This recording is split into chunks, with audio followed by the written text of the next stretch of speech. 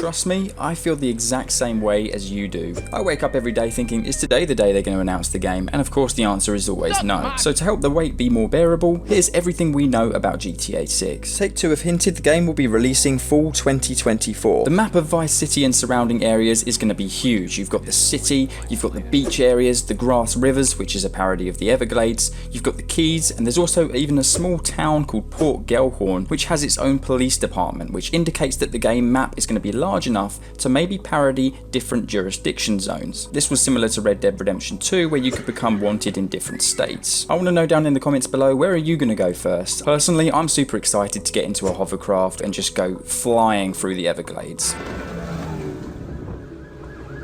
One of the personal vehicles at the start of the game will be a 1970 Ford Ranchero GT in red and black, which belongs to Jason. It looks like at the start of the game we are going to be robbing a lot of small businesses and pulling off small-time heists. One particular heist we have already seen gameplay of was of course Hank's Waffle Diner. Something really interesting that somebody spotted in the leaked gameplay was that the closer you get to the city, the more modern and up-to-date the vehicles get, and the more rural in the game you are, and in the sticks of the maps like near the Everglades and so on and so forth, the older and more worn the vehicles will be. So if you want to find yourself a nice sporty baller, you might want to go to the city. But if you want to find the old school 1980s rancher like the classic GTAs, maybe you can find that more common in the countryside areas of the map. They've added a bunch of awesome new features that I'm really excited about, and one of them is so small I don't even know why I'm excited about it, but it's the fact that you can use assault rifles from the inside of a vehicle. Another thing that I think is really awesome is the way that objects are now interactive. So instead of like robbing someone in a shop and then instantly having that money added to your bank account or whatever, this time they actually put the money on the counter and it's up to you to press the interactive button to then pick that up. Some of the confirmed things we can interact with so far are money, USB sticks, weapons, food, consumables, and items of clothing. There's actually going to be an inventory system by the looks of it, because in one of the gameplay clips we actually saw Lucia wearing a sports bag, which indicates that you have a limited amount of items you can carry, similar to the way the satchel worked in Red Dead Redemption 2. Speaking of items, some of the confirmed items so far: spear gun, bolt action sniper, golf wedge, golf iron, golf driver, a crowbar, which is possibly also going to be used to break into containers and other places to get loot, a cut-off tool, which is also used to break locks, smoke grenades, flashbangs, golf balls,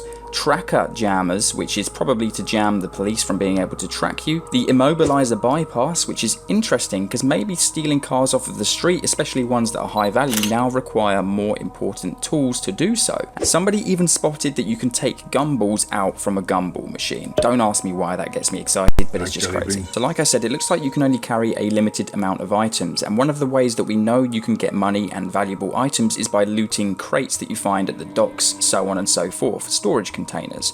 So maybe it's going to add a really interesting gameplay element where you have to empty out your inventory and only keep the necessary things on you at the time in order to get the most you can out of those containers. We're not sure yet whether each character will have their own special ability, but what I will say is that in some of the leaked gameplay it looks like Jason has a special ability, which is similar to in Red Dead Redemption 2, where you can actually analyze the area and scan for what's valuable. Anything valuable or worthy of taking will light up and glow. There's a huge amount of confirmed animals. Rather than listing them all and wasting your time, here's a picture of them all, because then that's a lot more easy for you guys to have a look at. Something I'm amazed about is that you can now interact with NPCs. Obviously that was something in Red Dead Redemption 2, but now it's coming to GTA. I'm personally really excited about that. I cannot wait to have interactions with NPCs and see how Rockstar Games have improved upon that from Red Dead Redemption 2. You might have heard about these crazy things where you can like upgrade vehicles. Apparently when you get into a vehicle, if you press D-pad left, you can access the vehicle options menu, which allows you to like move the seat position, the steering wheel, change the interiors and stuff like that, which is really awesome. Some people are saying that's a developer only tool, but honestly I wouldn't be surprised if that actually comes into the final game and gives us a lot more customization for our vehicles. Something else that wasn't in GTA 5 that's been taken from Red Dead Redemption is that you can now switch which shoulder the game prioritizes for your field of view, so you can have the camera more predominantly on your right side or left side of the character model. This will also change what hand you're holding your gun in as well, which I think is a really awesome feature. So far we've seen tennis courts, a giant stadium, and in some of the coding there was also a museum stated which looked interactive. So it looks like there's going to be a ton of awesome interactive locations to visit. One of the things I really missed about GTA 4 that wasn't in GTA 5 was all of the interiors and explorable locations that really added more depth to the city. Now something I noticed was that each individual character has their own inventory. What was really fascinating to me about that was that if you're playing as Jason you can see what Lucia has, and if you're playing as Lucia you can see what Jason has.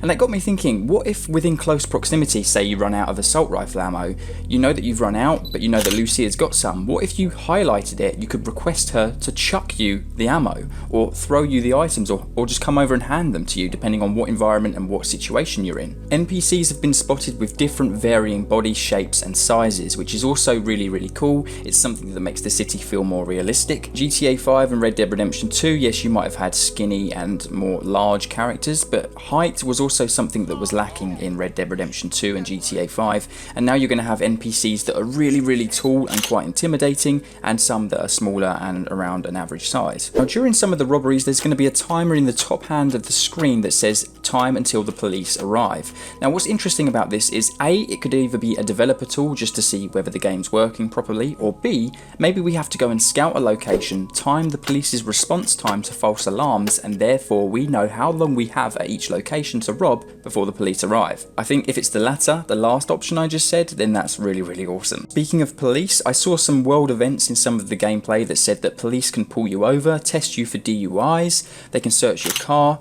and there'll also be random NPC AI car crashes around the map that they respond to. It looks like potentially later on in the game there may be a branch that opens up that allows us to do drug trafficking as a business. Of course, being Miami, Vice City, this is like Scarface era all over again, so you're probably going to be able to do that, no doubt. Now for all those hardcore GTA fans out there, there's a clothing store that's been spotted. It's actually called Arches with a Z, so we have brand new clothing stores coming to the game as well. I know, wow, how exciting, but it is kind of exciting.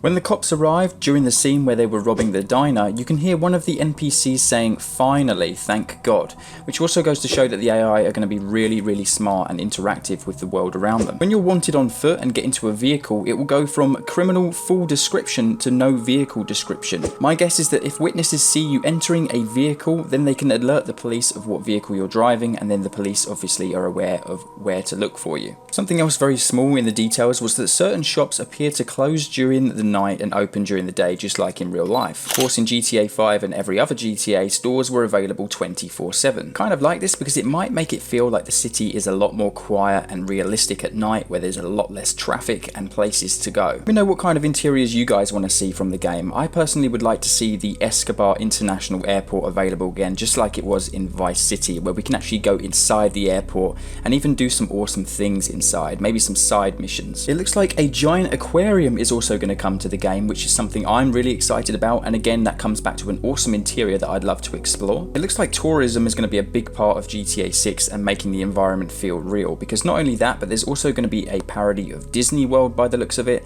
and also potentially a international space station. So that was pretty much everything we know about GTA 6. Make sure you stay tuned if you want to see more.